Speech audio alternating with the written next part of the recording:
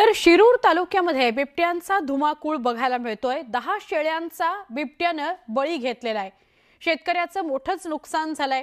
उत्तर पुणे जिल्ह्यातील शिरूर तालुक्यामध्ये बिबट्यांचे हल्ले वाढलेत। आता मानवी वस्त्यांबरोबरच पशुधनावरही बिबट्या हल्ला करू लागलाय। सततच्या हल्ल्यामुळे शेतकरी चिंतातूर झालाय।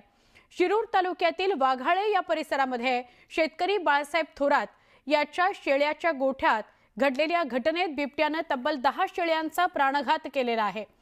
या घटनेमुळे थोरात यांना मोठा आर्थिक फटका बसलाय।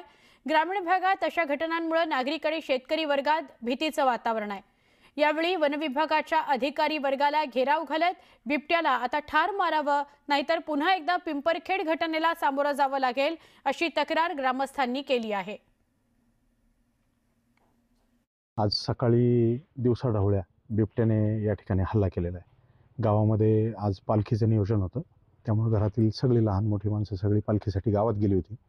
ज्या वेळेला बाळासाहेब थोरात आणि त्यांचे बंधू आणि महिला सगळ्या घरी आल्या, तर त्यांनी भयान परिस्थिती बघितली की गोठ्यातल्या 10 शेळ्यांपैकी एकही शेळी त्या ठिकाणी चालण्यासारखी नव्हती आणि कोणाचं पोट फाडलेलं आहे, कोणाचा गळा चिरून टाकलेला आहे। मोठ्या मोठ्या जखमा करून बिबट्याने त्या ठिकाणी 10च्या 10 शेळ्यांचं शिरकाण केलं आणि बिबट्या माणसांची चावल लागल्यानंतर पळून गेला।